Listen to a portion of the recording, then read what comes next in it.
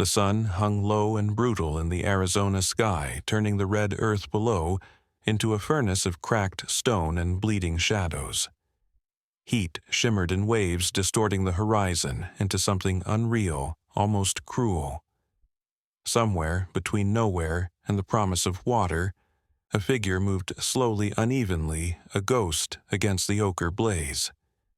She was young, barely into her third decade, yet her gait was labored every step an act of defiance against the land that seemed eager to consume her.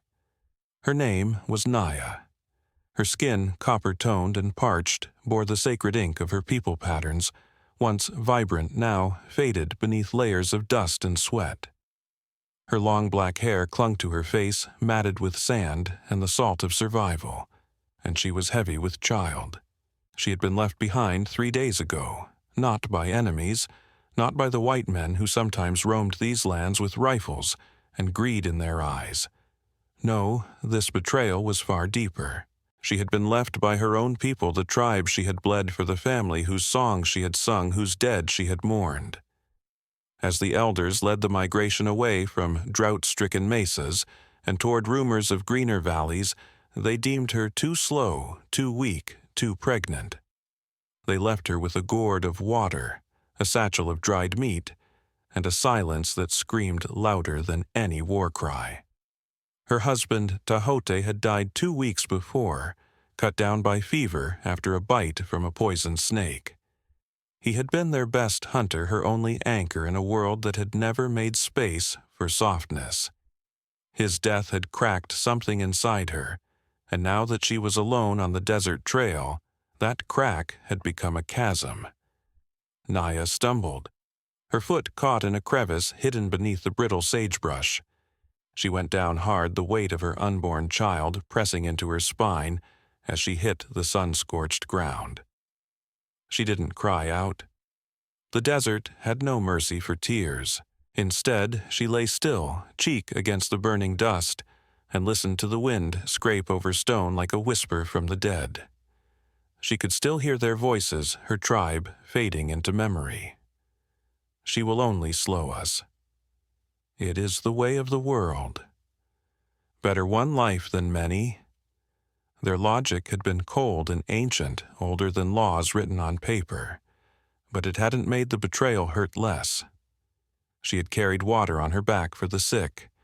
She had sung lullabies to children not her own, and now she was less than nothing. A shadow circled above a buzzard. Its patience was infinite. Naya rolled onto her back eyes, squinting into the searing sky. The vulture was not her enemy. It was just waiting. Like everything else in this desert, it thrived on waiting. Her breath came slow rasping. The baby shifted within her, a tiny, impossible reminder that her body still believed in life.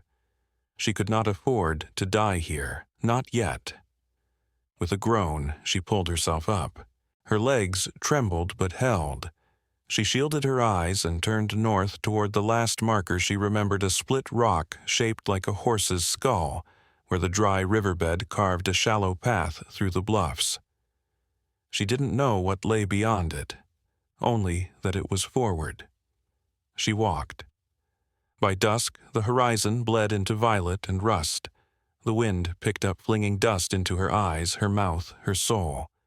The taste of copper lingered on her tongue. Her canteen was nearly empty. Her limbs moved on, will alone. Each step became a mantra for the child, for the child, for the child. When she finally collapsed again, it was not from pain, but from something worse, the absence of feeling.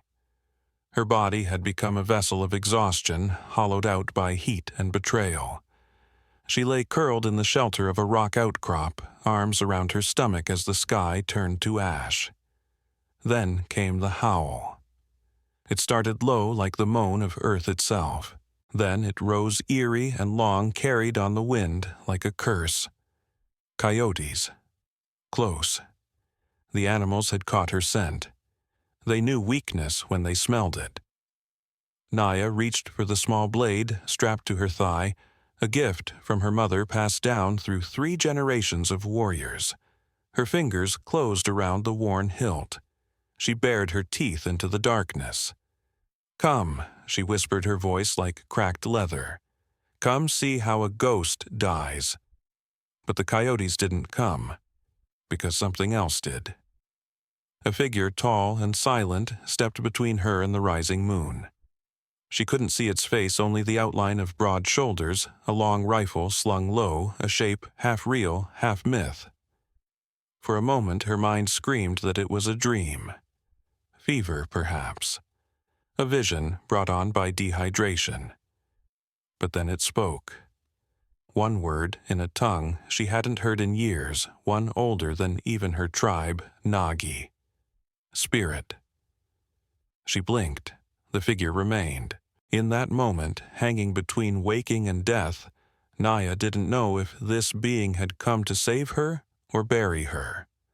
All she knew was that the wind had changed, and with it her story had begun to shift.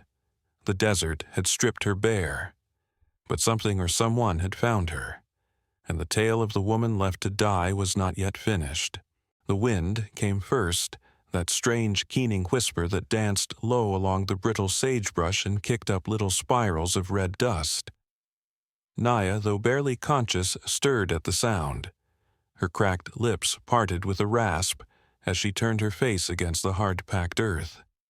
The baby within her shifted a flutter like a wing caught in cloth. Pain radiated from deep inside her hips, but she welcomed it. Pain meant she was still alive. She couldn't remember falling. One moment she'd been walking one step after the next, her feet dragging furrows in the desert, and the next nothing. Only the earth kissing her cheek, the taste of dust, the buzz of flies drawn to her skin. She had no idea how long she'd been lying there, whether it had been hours or a full day. The sun was once again overhead, its heat pressing against her spine like the weight of judgment. Then she heard it. Not the wind. Footsteps. Measured. Intentional. The kind that knew where they were going. The kind that had seen death before and walked toward it anyway. Her heart stuttered. Her breath caught in her throat as she blinked grit from her lashes and squinted into the light. At first, she thought it might be a spirit, some ancestral guardian come to take her across. But this figure cast a shadow. Tall, lean, wrapped in the muted tones of the land itself. He moved like someone born from the very soil beneath him, his presence both quiet and impossible to ignore. A man. Naya's fingers closed around the stone beneath her palm. It was small, smooth, worthless as a weapon, but it was something. The man didn't speak. He knelt in the dirt just a few feet away, the sun glinting off the edge of a long hunting knife sheathed at his side. His eyes met hers, dark and unreadable. "You're not dead yet," he said simply. His voice was low, rough as river gravel. It wasn't a question. It was a statement of fact. Naya tried to lift herself but collapsed onto one elbow. Her body refused to obey. All she could manage was to rasp out one word. Water. The man studied her. Then he reached into the satchel slung across his shoulder and pulled out a clay canteen. He unscrewed the cap and held it toward her. She hesitated, suspicious, but thirst won. She drank greedily, coughing as it went down the wrong way. Some of it spilled onto her chest, cooling her fevered skin. He watched in silence. When she was done, she whispered, "Why?" He looked away, scanning the horizon. Crows were circling. I figured someone was dying. She followed his gaze. Sure enough, the black specks were still wheeling in the sky, patient and cold. Her breath hitched. "You thought I was dead." "Thought you might be." He stood, offering her his hand. "You're not. Not yet." She didn't trust him, not fully, but there was something in his manner, detached but not unkind, that told her he wasn't a threat, or at least not yet. She reached up, let him haul her to her feet.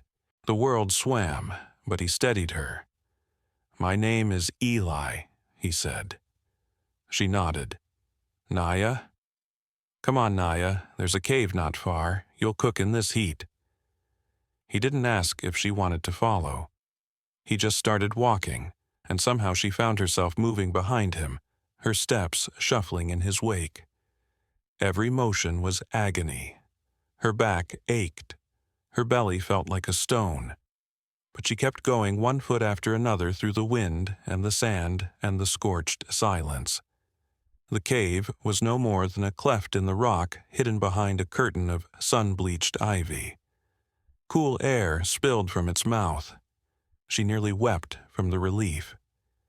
Eli built a small fire with practiced ease, coaxing flame from dry brush. The smoke curled upward, catching in the slanting light. He handed her a strip of dried meat.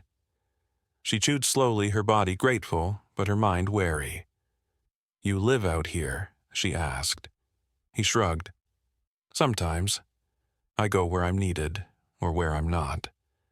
He glanced at her belly. "You're close."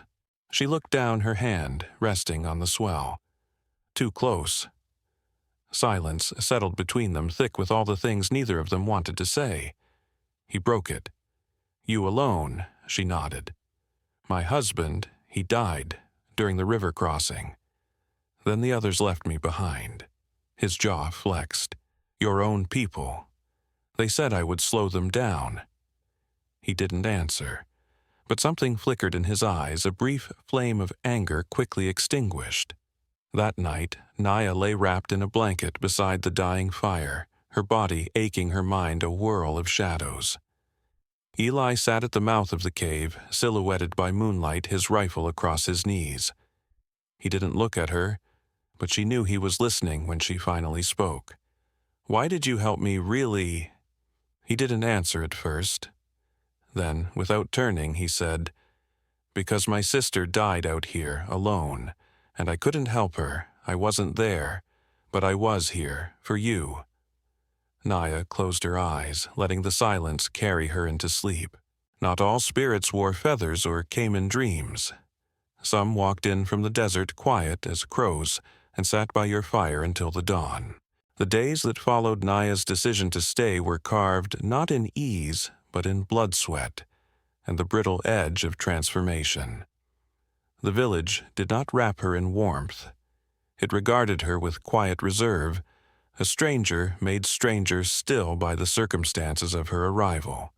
Her swollen belly marked her both sacred and cursed in their eyes, a woman carrying life yet untouched by their kinship. But she did not flinch from their silence. If she had been strong enough to survive the desert, she would be strong enough to earn her place. Talon, the man who had carried her from the edge of death, became her teacher without ever claiming the title. He spoke little, but what he showed her each day taught her more than a lifetime of comfort could. He handed her tools, flint sinew-bone bow, and stood back. The message was always the same: do it or do not eat. There was no ceremony in survival, no indulgence in sympathy. Naya learned to listen with her body, to feel wind direction on her skin, to sense the quiet pulse of a hair moving beneath the underbrush. The bow was a beast she fought daily. Her arms, once soft with the tenderness of womanhood, hardened under the strain of drawing back sinew. Her fingertips blistered and bled. When she failed, Talon said nothing, only gestured again and again until she cursed under her breath and tried once more. Each arrow that flew wide only made her more determined. Her anger became her fuel. Her grief became grit beneath her nails. There were nights when she lay in the woven mat of her new shelter, her body aching in places she hadn't known could ache. The fire's glow flickered on the earthen walls, and she would press a hand to her belly and whisper to the life inside her, not words of comfort but promises. "We will not break. We will not bow. We will become." Talon took her farther from the village with each passing day, into the foothills, along narrow game trails, across streams chilled with snowmelt. One morning, they tracked a small herd of deer. He pointed to the tracks, the pattern in the leaves, the disturbed moss on bark, and waited for her to see. He never offered praise, but when she nodded correctly or moved without noise, he would glance at her with something like acknowledgement. That was enough. She killed her first animal alone 2 weeks in, a rabbit trembling beneath a bramble. Her arrow pierced its neck clean. She did not weep. She knelt beside it and whispered an apology to the spirit of the animal, as Talon had shown her. Blood stained her palms as she cleaned the carcass. That night she ate what she had taken, and it filled her more than just her belly. It filled the hollow where fear used to live. Village children began to follow her at a distance, curiosity overcoming caution. The older women still watched, their expressions unreadable, but some began to nod in passing, not out of affection yet, but out of recognition. She worked the garden plots, she carried water, she repaired a damaged section of the palisade wall after a windstorm. She was not one of them, but she was no longer entirely other. And then came the fire. A blaze sparked in the dry grasslands beyond the ridge, set by lightning, or perhaps by an enemy tribe no one knew. It swept fast and merciless. The smoke came first, a black signal twisting into the sky. Then came the screams. Naya had no time to think. She grabbed a woven blanket, drenched it in water, and ran toward the edge of the blaze where the village's livestock were penned. A calf, too young to run, bellowed in terror. Naya dropped the blanket over her shoulders, covered her face, and charged through the smoke. Heat clawed at her skin. Her lungs burned. But she found the calf, wrapped it in her arms, and stumbled back through the haze. The fire licked at her heels as she emerged, coughing and stumbling into clearer air. She collapsed, the calf still trembling against her. When she opened her eyes again, she was in the healer's hut. Her arms were blistered, her throat raw. Talon sat nearby, watching her with a look she hadn't seen before. There was no lecture, no nod, no gesture, only silence. Later, when she returned to her shelter, a small piece of polished bone rested at the threshold. An offering, a token of respect. No words attached, none needed. The next day, Talon handed her a knife, a real one, not bone, not stone, steel. She stared at it, then at him. "You have fire," he said simply. Naya nodded. There were no more lessons, only life. And she was living it with awe. The child came just before the sky split with rain. Naya had been laboring through the early morning hours, the weight of pain bearing down on her body like the sky itself. For days she had felt the pressure build a storm, both within and without, threatening to break her apart. Her body, carved from the dust and wind of the land, knew the rhythm of life and death. But this birth at this moment was something else entirely. It was not merely about survival, it was about defiance. She crouched low in the shelter built from juniper branches, and hide sweat slicking her brow as the wind howled beyond the entrance. Tahu, ever watchful, had stayed close, speaking little, but his presence grounded her. He lit a fire before dawn, fed her with broth made of herbs and rabbit, and wrapped her in the softest pelts he could find. Outside, the village moved quietly, a kind of reverent stillness hovering over the air. The people knew. Life was being forged in blood and heat inside that small hut. Naya clenched her jaw as another wave of pain surged through her. Her fingers dug into the earth beneath her knees, grounding herself with every contraction. She was not alone, not in spirit. Her mother's voice whispered in the rustling leaves. Her grandmother's strength sang through the marrow of her bones. She heard them, felt them guiding her, reminding her that this pain was not the end, but the threshold. Hours passed, then minutes twisted into seconds. And at last, with a cry sharp enough to split stone, the child came. A boy. His cries were not weak but full and wild, echoing through the hut and out into the wind. Tahu stepped forward, silent. his hands practiced but gentle as he wrapped the newborn in a soft deerskin. Naya looked down at her son, her body trembling, her heart thunderous. Tears spilled from her eyes, tears not of pain but of wonder. She had expected fear, had expected grief. What she found instead was awe. This child born of loss and solitude was not a reminder of what she had lost, but proof of what she had become. In him lived the courage of 100 ancestors. In him stirred the flame that would not die. The villagers gathered slowly, standing a respectful distance outside her shelter. They brought food herbs, soft skins for the infant. The elder woman who once doubted her now offered a carved rattle of bone and wood, laying it at the entrance without a word. A gesture of honor. When Naya emerged days later, the sun had returned. Golden, warm, soft against her skin. Her son nestled against her chest asleep, his tiny hand curled near his mouth. She named him Ohanzi, meaning shadow. Not in mourning, but in reverence, for he had emerged from darkness and become her light. The village had changed since his birth. The quiet suspicion that once trailed her had been replaced with something else: respect, curiosity, and a cautious admiration. She had faced the storm, had birthed life in the jaws of despair. That mattered here more than words or bloodlines. That was power. Tahu remained near, never overstepping, never claiming her as his. But in the way he carried water for her, the way he sharpened her tools and tended the fire while she nursed, there was something unmistakable. A bond not born of possession, but of presence, of choice. At night, when Ohanzi lay bundled between them, Tahu would tell quiet stories, tales of constellations that watched over hunters of rivers, that whispered secrets to those who listened. Naya would close her eyes and listen, her heart no longer pulled solely by grief, but steadied by hope. Not the kind of fragile hope that shatters with morning, but the kind rooted in the earth itself. She began to teach as well. Not just her child, but others in the village.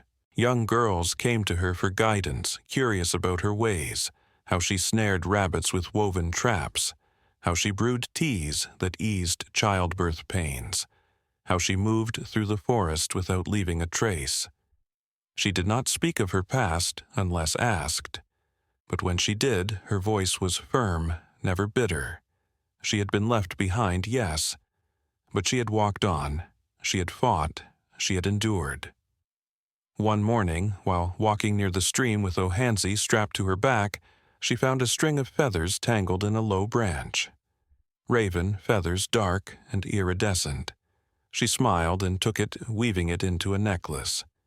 A sign, perhaps, that spirits still watched, that her journey was not yet done. Ohanzi grew quickly, and with each passing day his gaze seemed to reflect more of the world than a child his age should understand.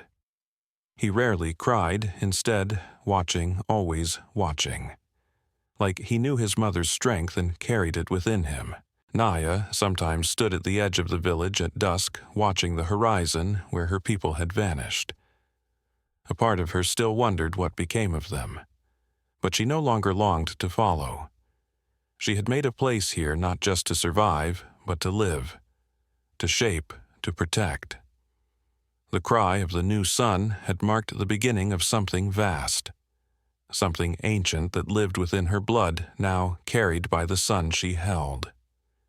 And for the first time in what felt like many lives, Naya looked toward the horizon, not with dread, but with anticipation.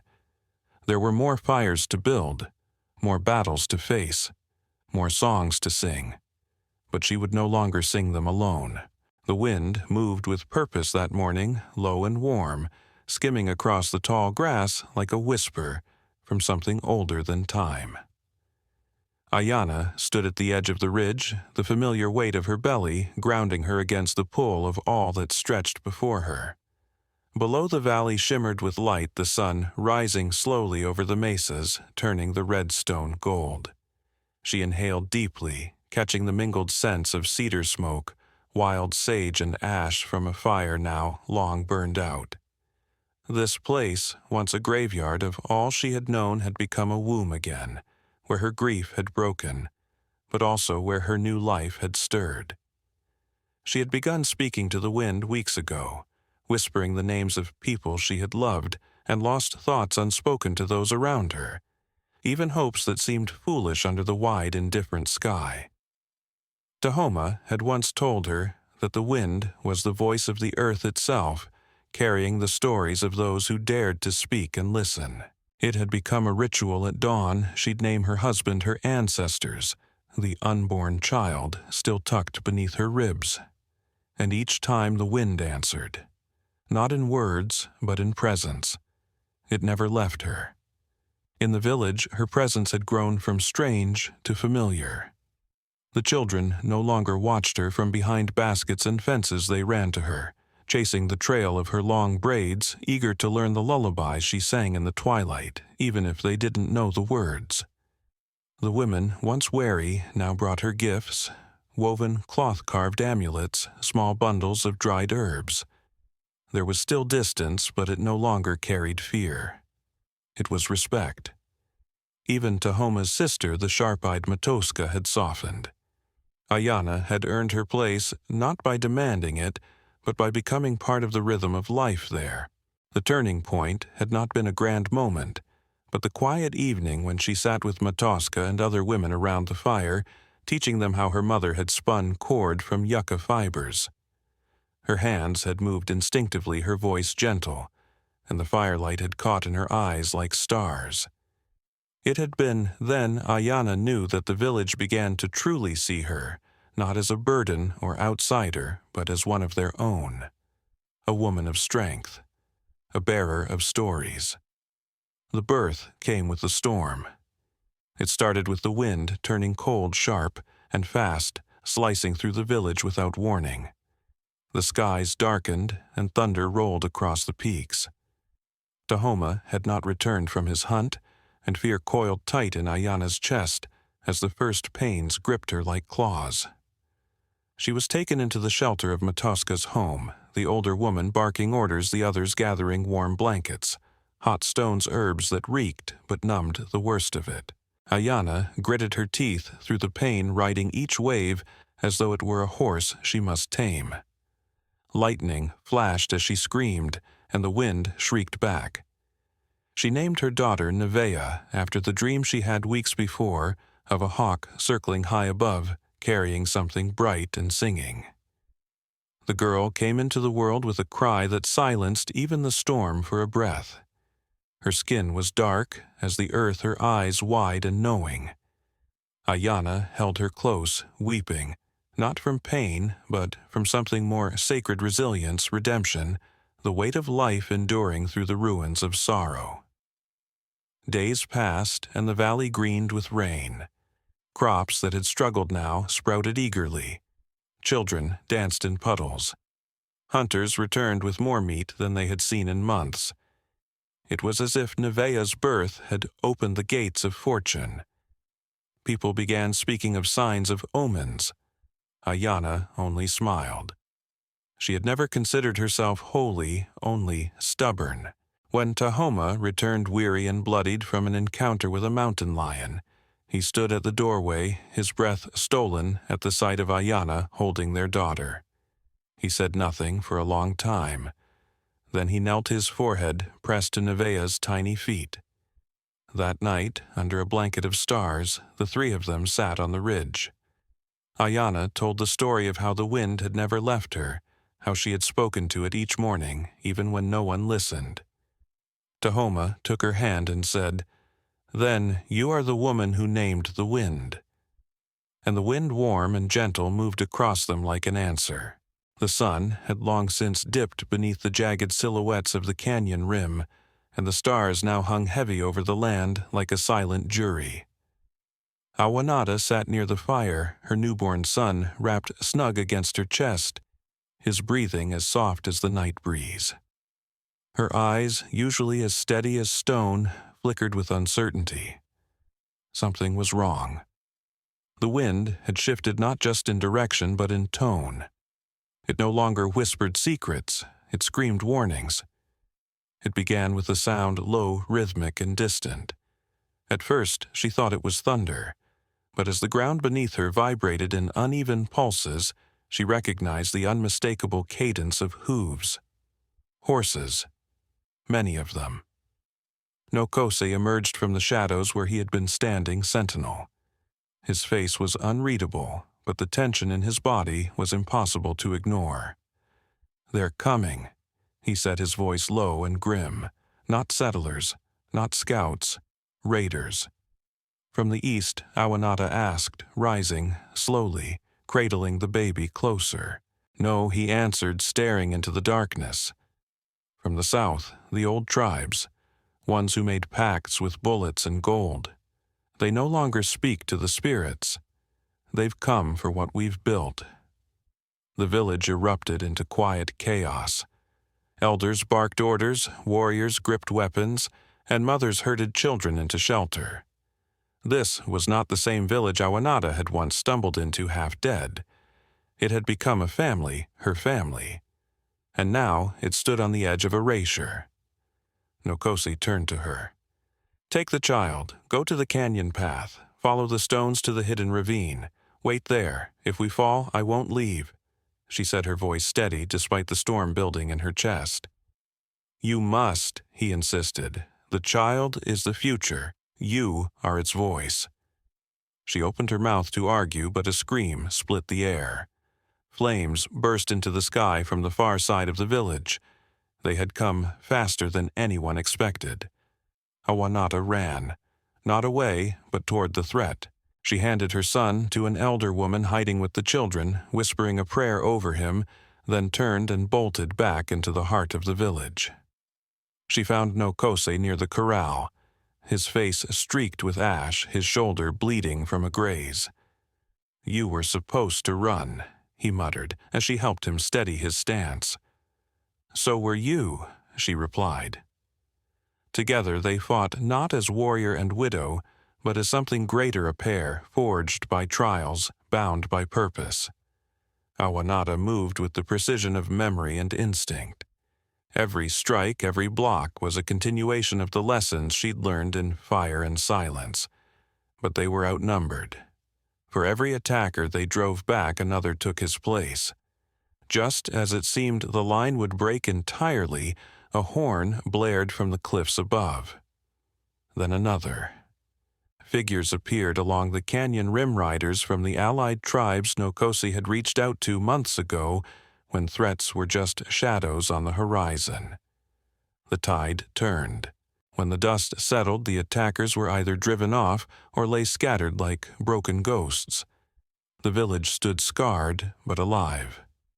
Nokose collapsed beside the fire pit, clutching his side. Awanata knelt beside him, pressing cloth against the wound.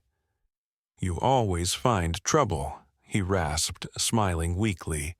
"And you always follow me into it," she answered. Later, as the village sang songs of survival and lit candles for the fallen, Awanata took her child into her arms and stood atop the ridge. The wind returned to her, then gentler but stronger too, as though it had seen her trials and now bowed in respect. She had not merely survived, she had protected, she had led. The spirits did not whisper anymore, they roared her name through the canyons. And now her story continues. If you've felt every heartbeat in this journey, every gust of wind in your lungs, and every ember of courage in your chest, don't let it end here. Subscribe to our channel to keep riding with us through the untamed legends of the Wild West. There's so much more to uncover, and Awanata's story is far from over.